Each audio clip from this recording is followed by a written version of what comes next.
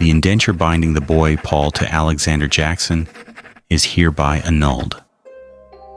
Freedmen's Bureau Field Office Order, Jackson, Tennessee, September 12, 1866. The order removed a 9-year-old boy from a plantation. The man who claimed him was summoned to answer an assault complaint. The document was filed September 12, 1866. In the spring of that year, Alexander Jackson appeared untouchable. His farm stood just outside the town of Jackson, Tennessee. 30 acres of cotton fields, 2 mules in the stable, a white house with a wide porch facing the road. Neighbors knew him as a careful landholder. He had survived the collapse of slavery with most of his land intact. The county court still recognized his authority. In March 1866, Jackson walked into the Madison County courthouse. Dust moved in slow beams of sunlight across the wooden floor. Clerks sat behind a narrow table stacked with record books. Jackson signed a document that morning, a contract giving him legal control over a 9-year-old boy. The boy's name was Paul. The court called it an apprenticeship. Jackson called it discipline. The Freedmen's Bureau would later call it something else. For months, Jackson continued his life normally. He rode the dirt road into town, sold cotton through a local broker, sat in the same chair inside the courthouse when business required it. The complaint against him had already been written. He did not know. One entry in a federal field office ledger would begin to unravel everything. Welcome to Dark Tales USA, the channel where plantation records, court files, and Freedmen's Bureau documents bring back the names history tried to erase. Before we begin, tell me in the comments, did you learn this story in school? Yes or no? And if you have not subscribed yet, subscribe now so these records are never forgotten again. Because the contract Alexander Jackson signed that spring contained a detail most people missed. And that detail would not surface until the investigation reached its final stage. Before the contract, Paul was simply a boy moving through the edges of a farm. Morning light crossed the cotton rows. The ground smelled of damp soil and mule sweat. He carried water in a small tin bucket, too large for his hands. The metal handle left a narrow red line across his palm. The boy lived near the Jackson property even before the court order. Records from the Freedmen's Bureau suggest he had been enslaved there before emancipation.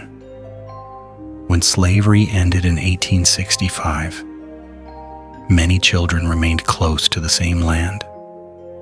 They had nowhere else to go. Neighbors later described Paul as small for his age, thin shoulders, a quiet voice. One woman who lived nearby remembered the sound of his footsteps in the yard before sunrise. The wooden boards outside the cabin creaked under his weight. One evening in early 1866, Paul sat near the edge of a cooking fire. The air smelled of ash and cornmeal. The sky was already dark. He watched sparks rise into the night while adults spoke quietly nearby. No document records what the boy was thinking in that moment, but children in similar bureau reports often spoke later of confusion after emancipation. Freedom had arrived suddenly, but daily life had barely changed. The record does not document this exact moment, but accounts from freed families later described children waiting for something that never seemed to arrive. What Paul did not know that spring was simple. A court decision had already been prepared, a document placing his future in another man's hands. Within weeks, that document would change everything. Where are you listening from tonight? Drop your city or country in the comments. Because the story that unfolded in Madison County was not unique. It was part of a much larger system. And that system depended entirely on paperwork no one questioned. At least not yet. Madison County, Tennessee, spring of 1866. The Civil War had ended less than a year earlier. Slavery was gone on paper, but the legal system still belonged to the same courthouse officials who had enforced it. The county courthouse stood near the center of Jackson, a square brick building, tall windows, dust drifting through the hallway each afternoon. Inside those rooms, judges handled dozens of cases every week: land disputes, property transfers, and something new: apprenticeship petitions. Under Tennessee law, a county court could declare a child destitute. That single word gave judges the power to place the child into an apprenticeship contract. The contract looked respectable on paper. The household promised food, clothing, and training. The child promised obedience and labor. But in practice, the system allowed former enslavers to regain control over black children. Many contracts lasted until age 21. Alexander Jackson understood the system well. His name appeared frequently in local property records. He had purchased land before the war and managed to keep it afterward. Neighbors described him as strict, methodical, careful with paperwork. When Jackson entered the courthouse on March 3, 1866, the clerk already had the document prepared. The pages smelled faintly of lamp oil. The clerk dipped his pen into ink and wrote one line that changed a boy's life. Paul, age 9, declared without guardian, apprentice to Alexander Jackson. At the time, no one in that room questioned the entry, but someone would soon read the document more carefully, and that person would notice a detail that did not belong there. Paul's name appears only briefly in early records, just one line in a court book. But other documents help reconstruct the world he lived in. Most children in Madison County worked from sunrise. They gathered wood, carried water, walked the narrow paths between cotton rows, bare feet pressed into dry dirt. The Bureau labor registers from the same year list several freed families living near Jackson's property. Among them was a man named William Carter, a farm worker who had begun negotiating wage contracts after emancipation. The Carter household was small, one-room cabin, wood smoke drifting through the doorway each evening. Neighbors later remembered a boy spending time there, helping carry buckets from the well, running errands between cabins. One neighbor later described a thin scar across Paul's left eyebrow, a pale line that showed clearly when the sun struck his face. The same recollection noted that the boy had a habit of whittling small pieces of wood with a pocket knife, shaping them into smooth sticks he carried in his pocket. It is possible Paul had already begun forming ties with that family, but the apprenticeship order interrupted whatever future he might have had. Imagine the moment the order took effect: a wagon stopping near the edge of a yard, a man stepping down, paper folded in his pocket, the sound of boots against hard soil. No child had the authority to refuse. The record does not describe this scene directly, but Bureau testimony from similar cases often described children being taken without warning after a court order. From that day forward, Paul belonged legally to Alexander Jackson's household. The contract allowed Jackson to control his labor for 12 years.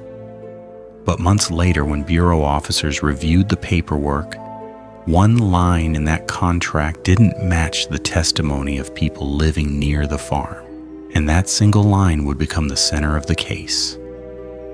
The complaint arrived at the Freedmen's Bureau field office During the summer of 1866, the building stood near the railroad line. Hot wind pushed dust through the open doorway. Inside, clerks recorded disputes between freed people and former slaveholders, labor disagreements, unpaid wages, and occasionally something worse. One report described an incident on the Jackson property, a boy attempting to leave the farm. Witnesses later said Alexander Jackson stopped him near the cotton shed. The air smelled of dried stalks and mule harness leather. What happened next became the center of the investigation. According to the Bureau complaint, Jackson beat the boy severely. The report stated the child had visible injuries. Jackson later claimed the contract allowed him to discipline the apprentice, but federal officers rejected that claim. Under Bureau rules, assault could not be justified by an apprenticeship agreement. No witness recorded Paul's exact words that day, but testimony from similar Bureau cases shows how these confrontations unfolded. A child trying to leave, an adult asserting authority through violence. No record preserves the exact words spoken during the assault, but the Bureau complaint filed afterward confirmed the beating and documented the injuries observed by witnesses. The report forced federal officials to review the original contract. Clerks opened the county court record, ran their fingers down the page, and stopped at a line that raised immediate concern. One detail in the paperwork suggested the apprenticeship may have been illegal from the start.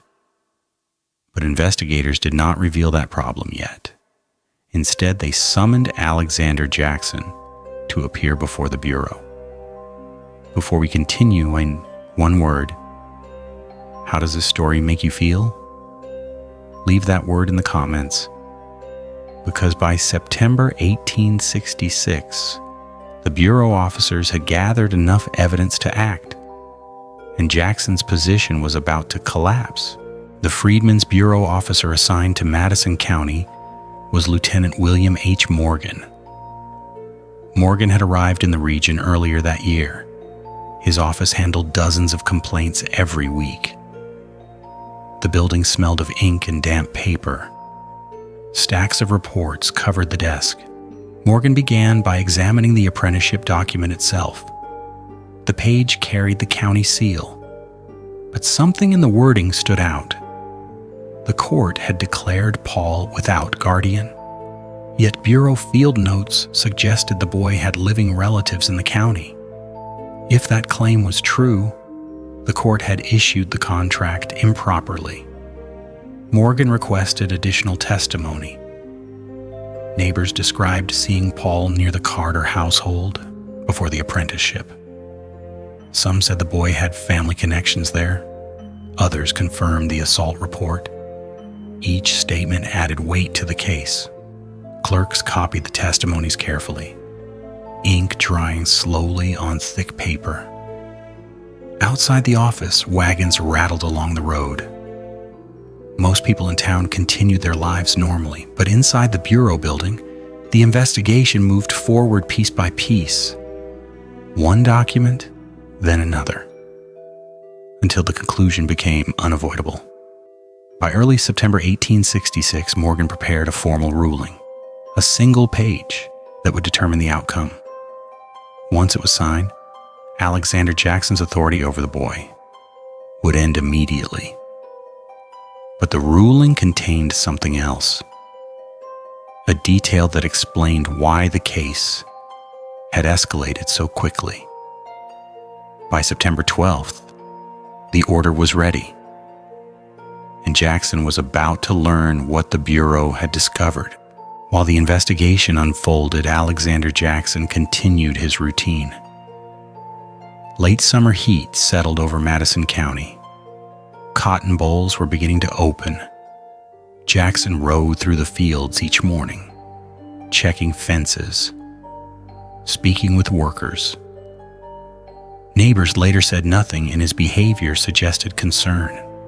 He attended church, visited the courthouse once that month, conducted business as usual. The Bureau inquiry had not reached him yet. Inside the field office, Lieutenant Morgan finished reviewing the final statements. The room smelled faintly of tobacco smoke. A clerk placed the apprenticeship contract beside the complaint report. Morgan read both pages slowly, then signed the order. Imagine the moment the document left the office. A messenger folding the paper, stepping onto the dusty road, walking toward Jackson's property. No dramatic confrontation, no shouting, just a quiet delivery of federal authority. The exact conversation between the messenger and Jackson was never recorded, but Bureau records show these orders were typically delivered in person to prevent resistance. The order declared two things. The apprenticeship contract was void, and Alexander Jackson was required to answer the assault complaint. By September 1866, there was enough evidence. The system that had protected him for months was about to fail, but the full meaning of the contract's hidden flaw would only become clear later. That answer waited in the final record. On September 12th, 1866, Lieutenant William H. Morgan issued the ruling. The document voided the apprenticeship contract. Paul was removed from Alexander Jackson's custody immediately. Jackson was ordered to appear before the Bureau office to answer the assault complaint. The county court order no longer held authority. Without the contract, Jackson lost legal control over the boy. The Bureau transferred Paul to supervised labor placement. Later records show the boy living with the household of William Carter, a freed farm worker. 4 years later, the 1870 United States Census listed the household clearly. William Carter, farm laborer, and living with him, Paul Carter, age 13. The census also recorded something new. The boy had attended school during the year, a detail impossible under the original 12-year indenture. The investigation had uncovered the contract's hidden flaw. Paul had never been legally orphaned. Relatives existed nearby. That meant the county court had no authority to bind him. Once the Bureau discovered the error, the entire contract collapsed. Jackson's control ended with a single order. The final record survives in 3 places. Madison County Court Minute Book, March 1866.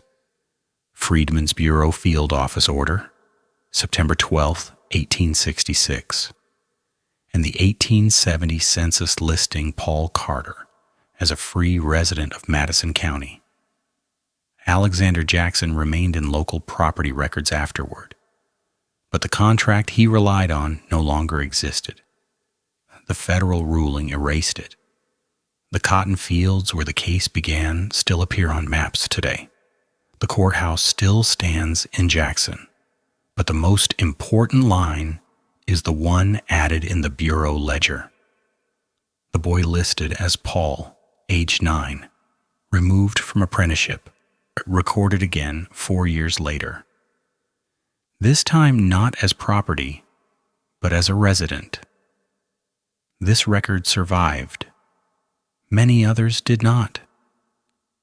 If this story stayed with you, leave one word in the comments.